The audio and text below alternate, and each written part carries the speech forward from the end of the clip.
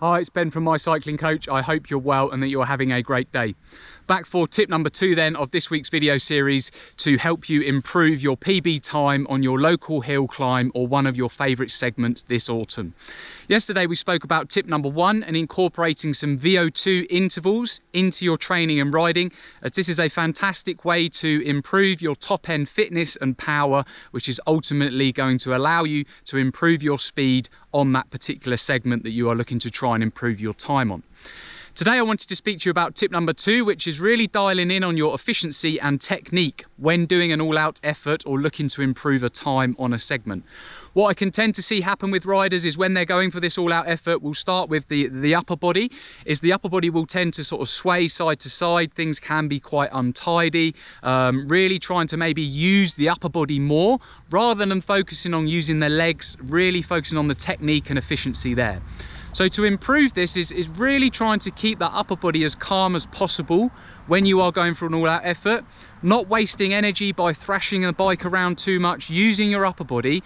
Focus on trying to just keep a bit of tension in your core, good relaxed shoulders, good grip on the handlebars, but then really trying to transfer all of that force through your core into the lower body, which will then allow you to increase the force that you are applying to the pedals, which is ultimately going to allow you to transfer more force there, not give us up as much energy and waste that energy, but put it in the right place, transfer it to the pedals and increase that power.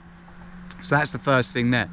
The second thing is really trying to focus on your knees. What I can tend to see happen again is going for an all-out effort, things can get quite untidy with the knees, going side to side, all over the place, thrashing around a little bit. So really try to keep the knee over the top of the pedal as much as you can. Again, if we see that knee coming out of alignment and not tracking over the top of the pedal, we can then see what we call a bit of a power leakage there.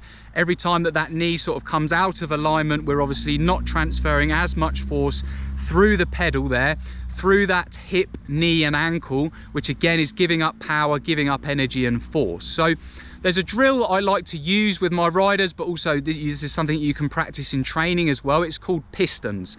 So imagine that your legs are working in a real nice piston action. The knee is staying over the top of the pedal. This is going to allow you to transfer maximum force through that pedal, not let that knee wave around too much, and really improve your technique and efficiency there as well. The third thing then to help you improve your technique and efficiency is really looking to try and utilize your full pedal stroke. Again, I can see riders when they really go for that all-out effort, they will really only transfer force through the pedal stroke or the downward phase of the pedal stroke. So where the pedal goes from 12 round to 6 o'clock at the bottom of the pedal stroke, but then they will give up power on the upward stroke. So they will not focus on pulling that pedal back round because they're really just trying to go for that all-out effort, apply force to that downward stroke.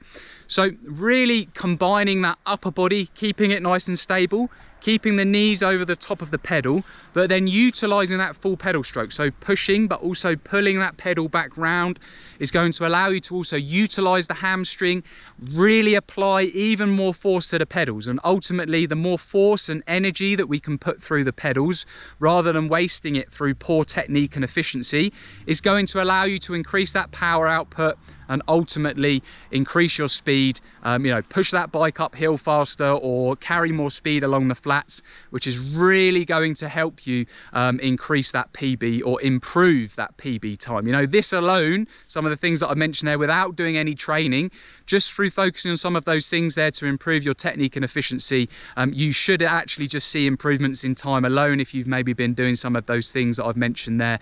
Try to improve them with some of those tips today and you should see an improvement in itself.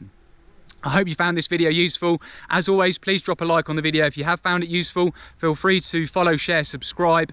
Any comments, as always, would love to hear from you. If you're watching on YouTube, then be sure to hit the subscribe button or give us a thumbs up. Make sure that you look out this week for tip number 3, which will be coming later this week. But have a great rest of your day, enjoy your riding and speak soon.